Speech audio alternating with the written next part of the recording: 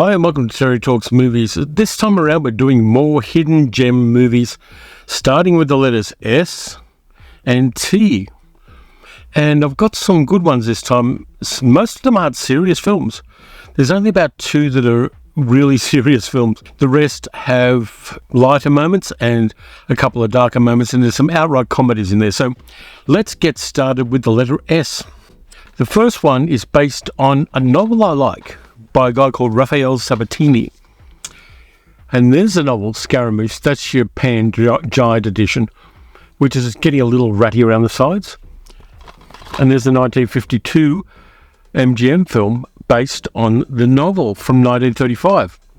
And this one is great swashbuckling romance. Stuart Granger plays Andre Moreau, a guy who was born on the wrong side of the blanket in revolutionary France. He's a whimsical kind of character. He doesn't take things too seriously.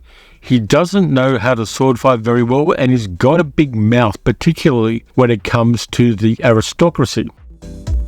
When his friend, played by Richard Anderson, who was Oscar Goldman in The $6 Million Man, gets killed in a duel with an aristocrat played by Man From Rio, Andre goes on a kind of revenge binge and decides that he's going to A, learn how to sword fight really well, and B, he's joined a troupe of strolling players, a theatre troupe which has some interesting people on it, including a very ugly guy called Scaramouche and a beautiful actress played by Eleanor Parker. He falls in love with an aristocratic woman played by Janet Leigh, and he has adventures. He becomes a member of the French government and fights duels against the aristocrats on the other side of the house, and eventually comes up against his nemesis, played by Man From Rio, and they have an enormously long swashbuckling rapier duel in a theatre, which goes on for a very long time and is great. And Scaramouche is kind of forgotten when people talk about fun action movies.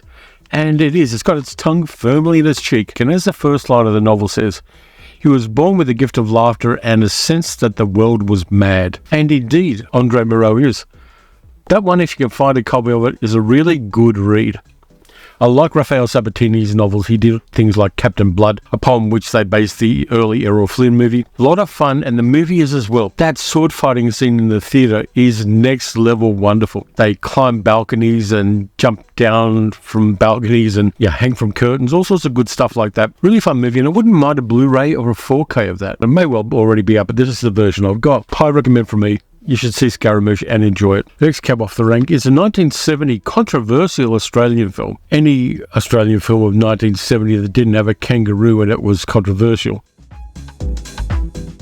And this one was actually written by somebody you know. Roger Ward, who people know from The Man from Hong Kong and Turkey Shoot and many other fine Australian action films, wrote a novel called The Set. There's the novel.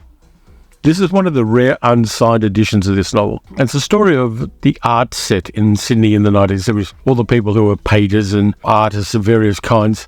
And an aspiring young set designer called Paul Lawrence is drawn into the hedonistic world of Sydney's upper-class society. Stars Sean Myers, also known as Sean McEwen, Rod Mulliner and Hazel Phillips.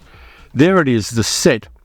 Really interesting film, shot in black and white. This version of it has a lot of extras which contextualize the movie, and this was incredibly controversial for a number of reasons. It treated being gay in a very sympathetic manner, and the main character has an affair with a young guy played by Rod Mulliner who is bisexual and kind of hates the fact that he is. There are lots of artsy parties, there's skinny dipping in a swimming pool, and this woman, Hazel Phillips, and at the time she did a lot of daytime television programming for women mostly, and suddenly she's in this movie and topless, and people really spat the dummy about that. It was incredibly controversial and incredibly confronting. The movie isn't the best movie in the world. It was directed by a guy called Frank Britton, who did a lot of television work, but it's one of those movies that has now gained itself some respectability because of the fact that it was sympathetic to gay people and gay society and was against people treating gay people badly.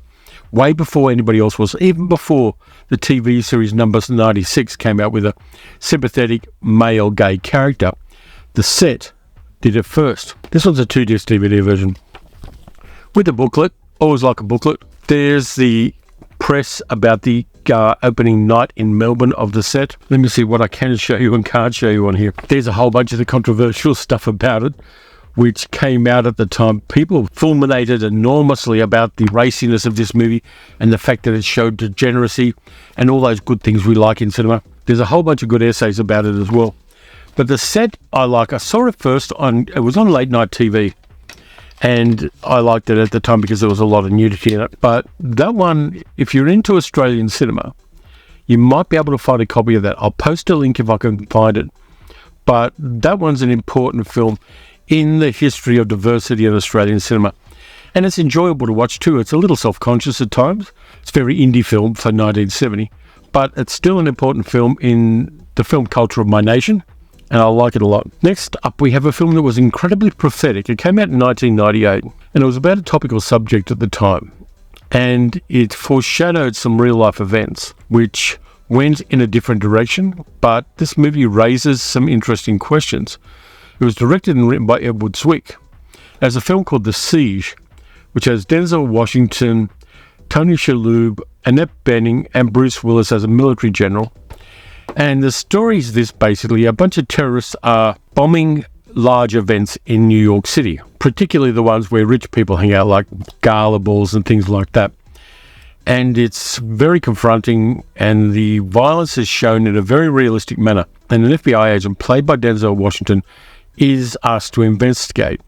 He has a subject matter expert on this particular terrorist group, played by Annette Bening. And as the terrorist events continue, decisions are made by the US government to do things. All the Islamic men in New York City are rounded up and put into makeshift prisons in parks. And an army general, played by Bruce Willis, crosses a line which was later crossed after 9/11 with the wholehearted approval of the US.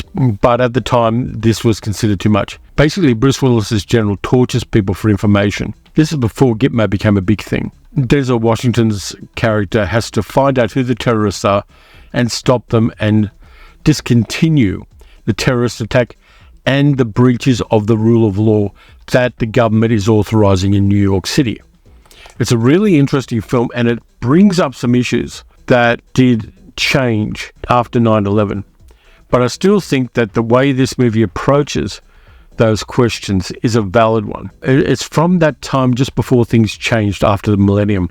I think it's still a worthwhile movie. It's got some really interesting scenes of the terrorist attacks with some very shocking images in it. And it plays partly like an action film, but also partly like a cautionary tale about the abuses of power. It's almost forgotten now, this film, but I like it, and I think it does a good job of explaining why the rule of law must prevail under all circumstances. And that is a subject which has been very much on a lot of people's minds this week. So let's go to a less serious movie, and in fact a comedy. Ingmar Bergman isn't known for his comedies particularly, but this one I like a lot.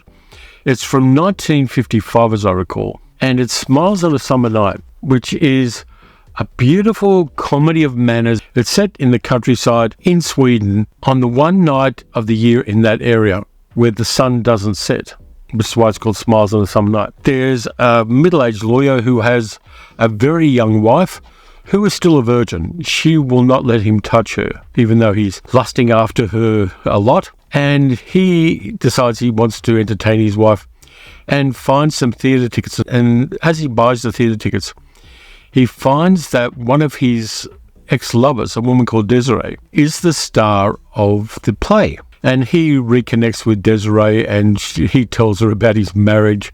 She's shocked and horrified that he would be married to somebody who won't sleep with him. And their old liaison strengthens the bonds between them. Meanwhile, the wife, who is basically a silly girl, starts becoming attracted to somebody else. We have some other couples. There's a military officer and his wife, and the military officer is having an affair with Desiree. There's a maid who is quite willing to deflower the son of the lawyer. And it's just a fun little comedy of manners and a romantic dance among a number of couples. It was also the basis of one of Stephen Sondheim's plays, A Little Night Music, and it's delightful. It's beautiful. It's shot wonderfully. The characters are amusing and silly and charming as hell. And Smiles on a Summer Night, I like. This is my favourite Ingmar Bergman movie. and I have just such a fondness for it. In fact, I got this one for $5 in a bargain bin at JB Hi-Fi years ago. I may look and see if I can update this to a Blu-ray, because it's a beautiful masterpiece of comedy that English language people just don't really talk about or know about. And if you can get a copy of this, it's a great movie. Last one of the S's, and I'm sticking with comedy. I was actually having a chat online with Kat Ellinger, who does a lot of commentary tracks and video essays for Imprint and a number of other different releasing companies. And she loves this movie. She is passionately in love with this comedy. It was directed by Adam McKay in 2008, and it is the delightful Step Brothers with Will Ferrell and John C. Reilly. I love this movie.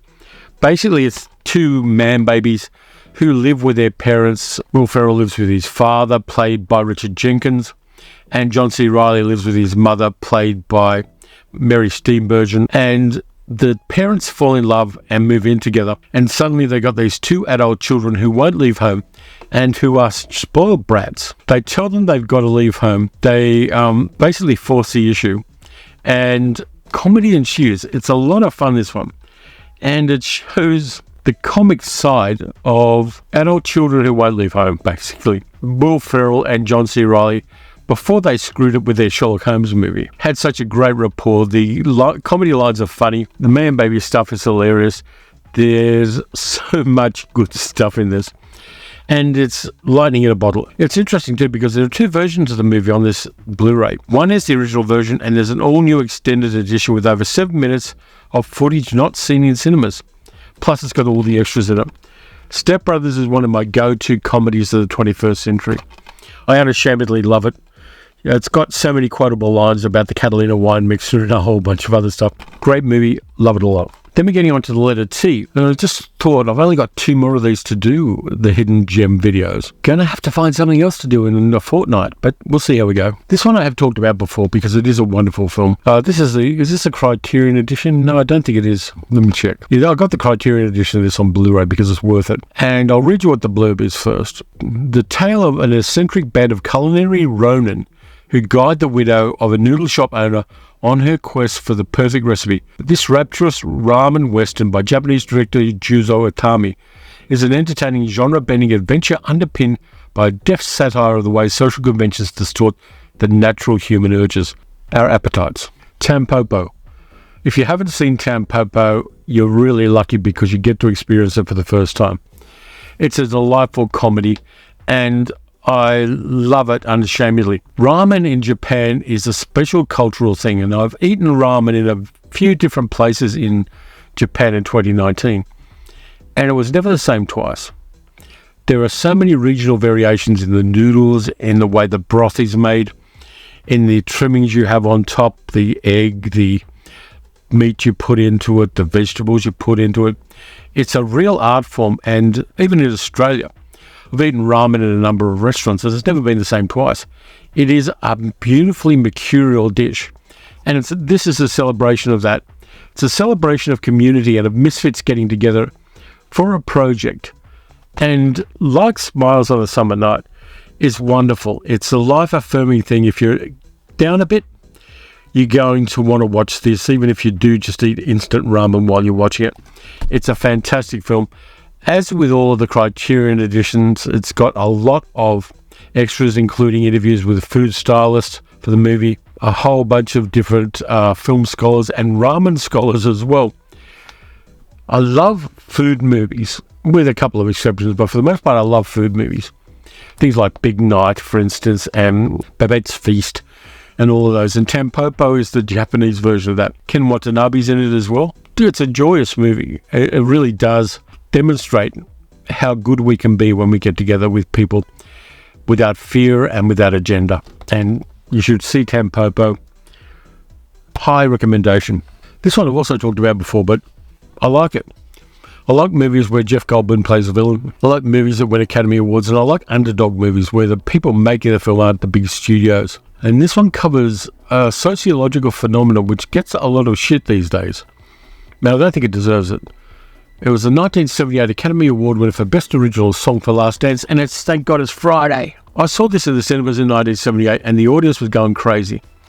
It's a lot of fun. It's one night at a disco called The Zoo in Los Angeles. It's run by a guy called Tony DeMarco, played by Jeff Goldblum, who basically is there to make money and get his wick wet. And he tries to seduce beautiful women. He's got about 15 girlfriends who come to the nightclub regularly. And the movie is basically about a whole bunch of different diverse characters who come to the Zoo Disco to have a good time, maybe find romance, but not all of them want to.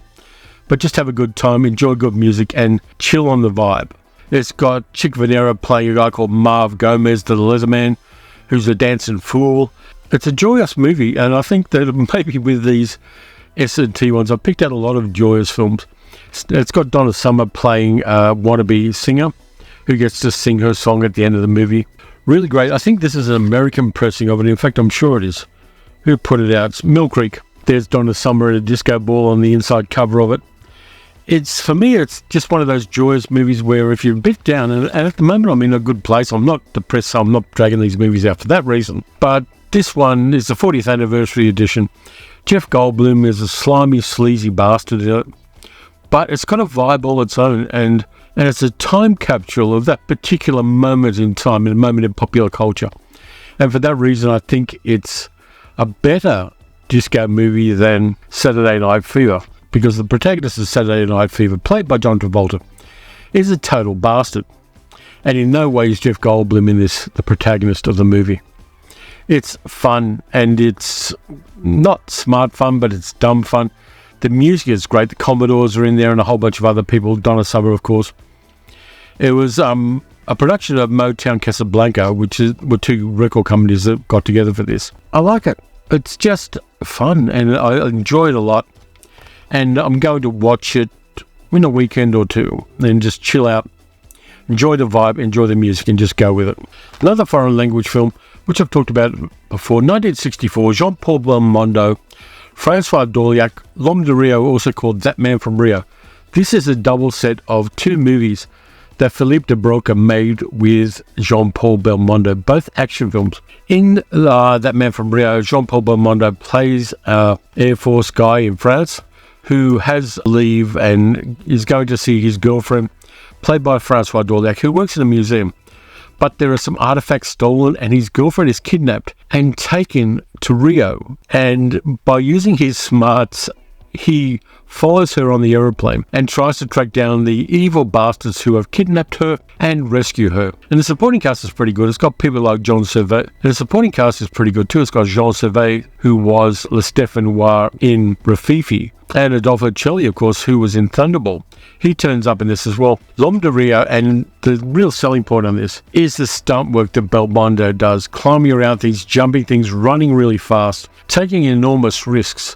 Belmondo was one of those guys who, before Tom Cruise was even a fetus, was doing his own stunts and doing them with much more panache than Tom Cruise ever does. L'Homme de Rio is a movie you should watch. It's got a great soundtrack by Georges Delerue as well. You should have this in your collection because if you like action cinema, there are scenes in this which, like Secret of the Incas, will make you think about the first Indiana Jones movie, because this, along with Secret of the Incas, is one of the movies that influenced Spielberg and Lucas to make Indiana Jones. I like it more than I like Indiana Jones, to be really honest with you. It's a lot of fun. It's dynamic. It goes from start to finish, and it never stops that headlong progress of this character trying to get his girlfriend back. Staying on comedies, Val Kilmer's first film, Top Secret with an exclamation mark, produced and written and directed by Zucker Abram Zucker, the people who did Airplane, also known as Flying High. Val Kilmer plays Nick Rivers, a rock and roll singer in a very indeterminate time. You don't know if it's 1955 and you don't know whether it's 1985, who goes to Eastern Europe to do a concert tour and gets involved with a missing scientist who has a secret weapon and spies. It's got a lot of small roles by interesting people. Peter Cushing, you can see that right in the middle of Peter Cushing bit. Omar Sharif playing a secret agent. Endless jokes. If you didn't like the joke, wait 12 seconds, there's going to be another joke. There's going to be gags in the background. There's going to be verbal gags. There's going to be vibrator jokes. There's going to be cows with shoes on. There's going to be an evil guy dressed as a cow who draws the attention of a bull. All the fun things you need in a movie. And Top Secret is just one of those fun ones. Val Kilmer did his own singing in this, and there's some really great songs. The Beach Boy parody over the titles of Top Secret is just chef's kiss, wonderful satire. It's just fun. And you need fun in your life sometimes. And this is definitely that. Last one, I've also got the novelisation of. I think it may be the first movie that John Cassavetes made. I could be wrong. If I am, I apologise. 1961, it's got Bobby Darin, Stella Stevens, Too Late Blues. Bobby Darin plays the leader of a jazz band who won't compromise his art for commercialism. In some ways, that's like Cassavetes and the Hollywood studio system. There are parallels you can make that are very valid. He has a girlfriend played by Stella Stevens, who's the singer in the band. And Bobby Darin's character, because of his demons and because he won't compromise, ends up doing really crappy band work. He breaks up with the band because they want to make money. They're willing to compromise a certain amount to, stabilize their finances in a sense. But he won't do that. There are some interesting character arcs in this. Bobby Darin's character, his name is Ghost, really is not the best person. Stella Stevens does a great job in this movie as well. Before she was in The Nutty Professor, really good dramatic role. And there was a Lancer paperback novelisation of it. And I just happened to have got a copy of it. In fact, I got this before I got the movie. Yeah, it's kind of hard and uncompromising, in black and white. It shows Cassavetes' unwhitewashed look at human interactions, which was always a theme in his movies, that kind of uncompromising, warts and all look at people and the way they interact with each other under stress. There's a few extras in here. There's a double-page booklet, a 1961 interview profile with Cassavetes. And the other thing I like about this too is one of my favourite composers did the soundtrack for this, David Raxon. And Too Late Blues is one you should have. Who put this one out? Eureka put this one out. And if you like Cassavetes' stuff, you should watch that. And if you haven't introduced yourself to the movies John Cassavetes made as a director, that's a good thing, because you've got so many fine films to discover. In fact, I've got a Cassavetes box set up there, which has a lot of his really great films like Faces and Killing of a Chinese Bookie. Yeah, it's something special, and this is where it started. You should definitely get yourself a copy of this. And I'll post links in the descriptions to Amazon if any of these are available on there. And if you buy via the link, I'll get a little kickback so I can buy more movies. So that's it for this time around. I really enjoyed going through the S's and T's, and I could have picked out 3 or 4 different lots of movies in those particular letters, which would have been just as fun, because lots of things start with S and lots of things start with T. This lot, I think I'm very happy with. If you enjoyed the video, please like, subscribe, leave a comment. And if you want to support the channel, you can become a channel member, and there's a link in the description of the video to show you how to do that. And if you want to donate in another way, you can donate at patreon.com/TerryTalksMovies. Next up, I've got a haul I got from Viavision Imprint with a few interesting movies in it. And of course, we then roll back to Science Fiction Saturday, and I've got a couple of movies in mind that are a lot of fun. So until then, watch some good movies, watch some bad movies, dig out some hidden gems and tell people about them. Share the love of the weird and obscure movies you like. And I'll catch you next time.